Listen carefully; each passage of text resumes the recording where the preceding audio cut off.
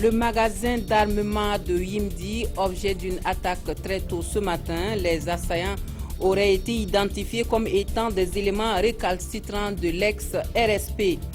La loi de finances gestion 2016 décortiquée aux opérateurs privés au titre des innovations majeures pour 2016, c'est la levée de la taxe sur l'eau de boisson et la hausse de celle sur le tabac. Ce sont les titres qui seront développés pour vous dans cette édition de l'actualité. Bonjour à tous et bienvenue au 13h15 de la télévision du Burkina. Bon appétit à vous qui êtes à table. Et pour ouvrir ce journal, ce communiqué qui nous vient du ministère de la Défense nationale et des anciens combattants. Dans la nuit du 21 au 22 janvier 2016, aux environs de 3 h du matin, une tentative d'incursion n'ayant fait aucune victime a eu lieu au niveau du magasin d'armement de Yimdi. Les auteurs de cette tentative ont été identifiés comme étant des éléments récalcitrants de l'ex-RSP. Le site est sous contrôle des forces armées nationales et le dispositif de surveillance a été renforcé. Il est encore appelé aux populations de signaler aux forces de défense et de sécurité tous individus ou activités suspects au numéro vert suivant, le 16, le 17 ou le 10-10. C'est signé le colonel William Yameogo, directeur de la communication et des relations publiques des armées. Et une de nos équipes de reportage vient de rentrer des lieux de l'attaque. Suivons donc le constat fait pour nous par Kansoum Koulibaly et Frédéric Étienne Bassenga. Sur le qui-vive après avoir essuyé des balles de l'ennemi dans la nuit d'hier. Impossible de filmer cette poudrière de l'armée burkinabé située à la sortie ouest de la ville de Ouagadougou. Il ne faut pas dévoiler les positions. Ici à Nyembi, tout est calme. La circulation comme à son habitude. Il faut sillonner les alentours du camp pour voir un riverain, la zone n'étant pas très habitée. Donc c'était dans la nuit, j'ai entendu des tirs, c'était une fois. Donc j'étais dans la chambre, il y avait madame de son côté, moi aussi je dormais de mon côté, et puis le grand frère lui il était au travail. Donc quand j'ai entendu le tir là, j'ai sorti souvent au niveau du pont là, quand les véhicules passent, les secousses là.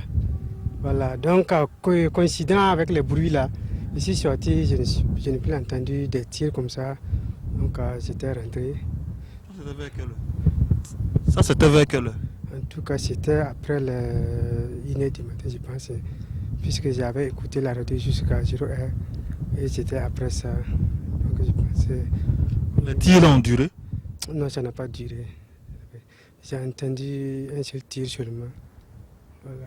Puis bon, comme j'étais dans les somnolences là, je ne savais pas si j'étais après ça maintenant, j'étais réveillé ou bien c'était la première fois comme ça. Qui a pu bien attaquer cette poudrière et à quelle fin? Voilà des questions qui restent en suspens en attendant que le gouvernement ne communique. Et puis les jours se suivent et se ressemblent à Ouagadougou finalement. Un incendie a encore ravagé le marché de meubles situé le long du canal de Zorona, comme vous le voyez ici sur les images. C'est le marché communément appelé Boinseyare. Environ une trentaine de boutiques parties en fumée. Selon les témoignages, l'incendie s'est déclaré aux environs de 3 h du matin. Les dégâts matériels sont importants, mais fort heureusement, on ne déplore pas de perte en vie humaine ni de blessés. Le feu a été maîtrisé par les sapeurs-pompiers en fin de matinée. Les enquêtes sont en cours pour déterminer les causes de cet énième incendie dans la capitale burkinabé. Autre point de l'actualité, la France n'enverra pas d'effectifs militaires supplémentaires au Burkina Faso. Elle continuera cependant de renforcer sa coopération avec le pays des hommes intègres. L'ambassadeur de France au Burkina Faso en a parlé ce matin avec le président de l'Assemblée nationale. Nous écoutons Jules Thibault à sa sortie d'audience. Nous sommes ici pour intervenir dans le reste de la zone sahélienne qui est l'objet des mêmes menaces. Nous avons envoyé des équipes de policiers, de gendarmes, des spécialistes de l'antiterrorisme. Ils travaillent à côté de leurs homologues, avec leurs homologues burkinabé. En revanche, on peut s'attendre à l'intensification de la coopération entre la France et le Burkina Faso. L'Assemblée nationale d'adopter des lois qui permettent au Burkina Faso de répondre mieux aux défis qui se présentent à lui. Voilà des propos recueillis par Paul-David Bambara et Viviane Tiendrebeogo. L'eau de boisson ne sera plus taxée. La taxe sur le tabac connaîtra une hausse. Quant à l'essentiel fiscal, elle verra un élargissement. C'est en substance ce que l'on retient de la concertation entre les entrepreneurs et la Direction générale des impôts, ainsi que des experts en fiscalité sur les innovations de la loi de finances gestion 2016. Des précisions avec Amado Ilboudou et Yolande Lompo. Ils sont entrepreneurs et sont là pour mieux comprendre les implications de la loi de finances gestion 2016 et ce grâce à la Direction générale des impôts et de l'Association des professionnels et des experts en conseils fiscaux. La loi de finances étant un acte qui prévoit les recettes et les dépenses pour une année donnée, la présente loi de finances adoptée le 26 décembre 2015 par le Parlement devra permettre au gouvernement d'exécuter les dépenses utile à la vie de la nation. Cependant, elle comporte 3 aspects majeurs, des aspects qui devront permettre l'élargissement de l'assiette fiscale. En 2016, les députés paieront l'impôt unique sur les traitements et salaires comme tous les autres Burkinabés. Il y a des matières qui faisaient l'objet de taxation, comme l'eau de boisson, qui ont été retirées pour nous conformer à une directive de l'UEMOA. Et ça va engendrer des pertes de recettes. Ça nous a amené à rehausser donc cette taxe-là sur certaines autres boissons qui sont soumises. Cette taxe passe de 25% à 30%. Les cigarettes qui étaient taxées à 17 et 25% seront désormais taxées à 30%. Nous avons pensé qu'il y a des mesures de faveur qu'il fallait instituer en 2016 en permettant à tous ceux qui ont des terrains bâtis ou non bâtis de pouvoir faire la mutation. Combler la faible information des opérateurs économiques et répondre à leurs préoccupations, telles sont les missions assignées à la maison de l'entreprise. On parle d'autre chose encore. On demande au Burkina de définir ses priorités en matière de changement climatique en vue d'un programme national à intégrer dans celui de WASHCOL 2017-2020. Mais il faut pour cela que les propositions issues des travaux du comité scientifique commis à la tâche soient d'abord validées par le Centre ouest africain de services scientifiques sur le changement climatique et l'utilisation des terres adapté. Fabrice Nebier, Zalissa Sanfo pour les précisions. Voici le corps d'élite scientifique burkinabé, chargé d'élaborer le programme national en matière de changement climatique pour WASCAL, le Centre ouest africain de services scientifiques sur le changement climatique et l'utilisation adaptée des terres. Chacun ici, selon sa spécialité et son expérience, est invité à faire des propositions qui répondent aux besoins réels des populations en matière de lutte et d'adaptation au changement climatique. Nous allons mettre l'accent sur les questions de développement, sur les questions de communication, sur les questions de gouvernance et identifier tous les facteurs qui peuvent influencer les changements climatiques et surtout identifier les solutions possibles à partir donc des travaux de recherche qui vont se mener dans les différentes institutions de recherche. Les propositions qui seront retenues ici vont faire partie du programme de WASCAL phase 2 de 2017 à 2020. Notre souhait, c'est que véritablement, si on arrive à définir ces priorités de recherche, c'est de pouvoir réellement influencer les axes de recherche qui vont se dessiner donc au niveau sous-régional. Les différents acteurs ici disent être conscients de l'impact des résultats de leurs travaux sur la lutte contre le changement climatique au Burkina Faso. Alors ils s'engagent à donner le meilleur d'eux-mêmes au cours de ces travaux. L'université Saint-Thomas d'Aquin de Ouagadougou, soucieuse d'une formation plus complète de ses étudiants, leur offre l'opportunité pour une ouverture d'esprit aux langues, culture et développement. Une conférence a été animée par l'ambassadeur des États-Unis d'Amérique au Burkina Faso. Dans ce sens, le docteur Tulinabo Mushengi a également abordé les questions liées à la communication. On voit tout cela avec Alidou Badini et Ramatou Zida. Des moments d'échange entre l'ambassadeur des États-Unis et les étudiants de l'université Saint-Thomas d'Aquin de Ouagadougou. Sociolinguiste de formation, Tulinabo Mushengi apporte ici son expérience. Il entretient les étudiants sur l'importance de la communication et les valeurs associées à l'apprentissage des langues. Nous tous, au peuple du monde entier, nous avons plus en commun que les différences qui nous séparent. Et c'est seulement en parlant toutes ces langues, en essayant de communiquer avec les autres peuples, avec des groupes qui sont un peu aussi superficiellement différents de nous, que nous pouvons arriver à travailler tous ensemble. Cette conférence s'inscrit dans une vision de l'université qui est d'apporter un plus au cursus des étudiants à travers des rencontres d'échange avec d'imminentes personnalités. La formation de l'homme n'est pas seulement académique. Il faut ouvrir leur esprit et les former intégralement, c'est-à-dire dans tous les aspects. Aujourd'hui, nous ne pouvons pas être isolés. Au moment de la globalisation, de la mondialisation, il faut avoir des fenêtres et il faut vraiment avoir des idées vraiment ouvertes. Après les échanges autour du thème langue, culture et développement, le diplomate américain a signé dans le livre d'or de l'université. Il a en retour reçu un présent de la part de ses hôtes. Actualité hors de chez nous à présent, le spectre de la guerre civile plane toujours sur le Burundi. L'opposition semble soutenir cette éventualité au regard de la situation qui prévaut dans le pays.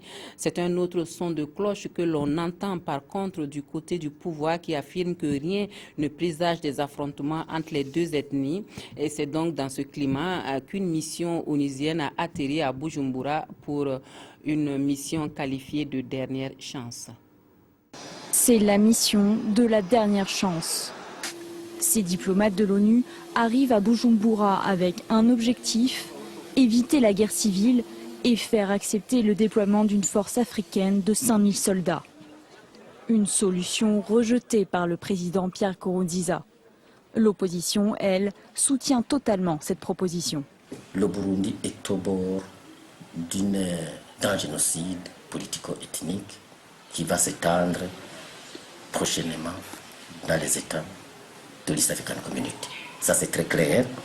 Et il n'y a pas mille solutions. Une seule solution, appliquer le chapitre 7 de la Charte des Nations Unies lorsque, en pays, les nations membres des Nations Unies sont en danger. Le Burundi est déjà dans son contexte. Ça veut dire une intervention rapide sans devoir demander l'avis du Burundi. Protection pour les uns, ingérence pour les autres, cette mission n'est ni du goût de ces manifestants, ni celui du pouvoir. Le scénario génocide au Burundi est complètement impossible. Je vous en donne les raisons principales. L'armée burundaise est composée à 50% Hutu et 50% Tutsi. La police nationale du Burundi, c'est 50% Hutu, 50% Tutsi. Au sein du gouvernement, nous avons un deal. Il y a 60% de Hutu et 40% de Tutsi. Ce partage du pouvoir qui garantit qu'aucune ethnie au Burundi ne peut plus aller exterminer une autre. Illustration de la situation explosive du pays, des tirs ont retenti à Bujumbura juste après l'arrivée de la délégation onusienne. D'après des habitants, la police a tué au moins un adolescent. Depuis avril 2015, les violences au Burundi ont fait plus de 400 morts et obligé 200 000 personnes à s'exiler du pays. Et la Tunisie, toujours sous haute tension, les manifestants soutiennent que les affrontements sont le seul moyen de se faire entendre du gouvernement. Fin de soirée à Etadamen, le calme vient tout juste de revenir dans ce quartier populaire de la capitale, traditionnellement contestataire. En fin d'après-midi, Des heurts éclatent entre les forces de l'ordre et un groupe de jeunes manifestants. Parmi eux, certains sont venus pour en découdre, comme en témoigne l'état de cette banque mise à sac par des casseurs. Des unités de police et de la garde nationale interviennent. Après plusieurs heures d'affrontement, les policiers parviennent à disperser les protestataires. Un peu plus tôt à Sidi Bouzid, des centaines de personnes sont descendues dans les rues. Nous voulons du travail, réclament ces manifestants. Dans cette ville, les dernières déclarations du gouvernement ont suscité des frustrations. Mercredi, les autorités annonçaient en urgence le recrutement de 5000 chômeurs. Mais un peu plus tard, le ministère des Finances ne parlait plus de création d'emplois, mais d'un nouveau dispositif d'aide, provoquant la colère des manifestants. À Davos, le Premier ministre tunisien a assuré que le chômage était l'une des priorités du gouvernement.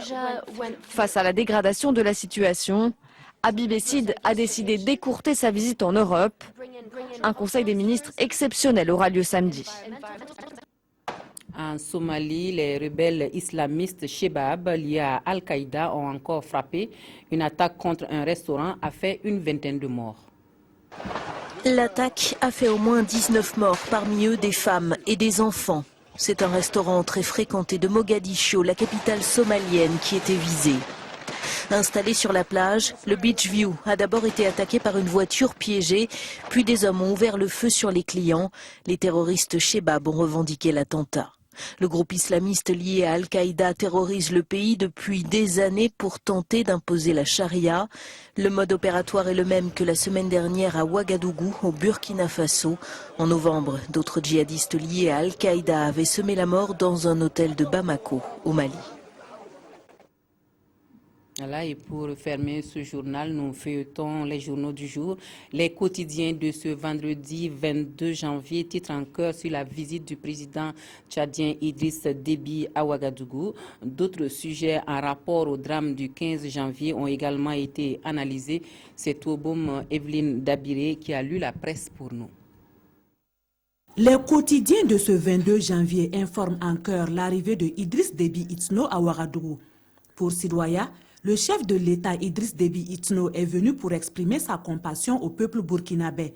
Dans les colonnes du soir, le président tchadien affirme « À ma qualité de président en exercice du G5 du Sahel et d'un pays victime du terrorisme, il est normal que je vienne ici à Ouagadougou pour compatir et soutenir le peuple frère du Burkina. » Pour Idriss Déby, le terrorisme est pire que Ebola, lit-on dans Aujourd'hui au Faso. Et comme solution, il recommande l'instauration d'un dispositif redoutable, précise DNF. Autre solution publiée dans Sidoya, Idriss Déby propose à son homologue burkinabé qu'en marge du sommet de l'Union africaine prévu fin janvier à Addis Abeba, le G5 du Sahel se réunisse. Nous ne devons pas rester les bras croisés, nous ne devons pas agir seuls, nous devons rester ensemble et agir de concert contre la nébuleuse terroriste, conclut Idriss Déby dans Sidoya. Et après analyse, le journal Le Quotidien conclut « Idriss Déby est la preuve que l'Afrique peut unir ses forces pour affronter les terroristes de tous bords. » Toujours en rapport avec ce drame, l'observateur Palga publie le témoignage du propriétaire du Cappuccino qui affirme en parlant des terroristes « Si je devais baisser les bras aujourd'hui, je leur donnerais raison. » Mais qui sont les 30 victimes de l'attentat du 15 janvier? La réponse est dans notre temps qui revient sur l'identité et le parcours des victimes. Autre fait rapporté par vos quotidiens, la situation épidémiologique du Burkina. 63 cas de méningite ont été enregistrés à cette date, informe le pays. On s'arrête là pour l'actualité de cette mi-journée sur la télévision du Burkina. Merci à vous de nous avoir suivis. Je vous souhaite à tous et à toutes une excellente journée. À demain.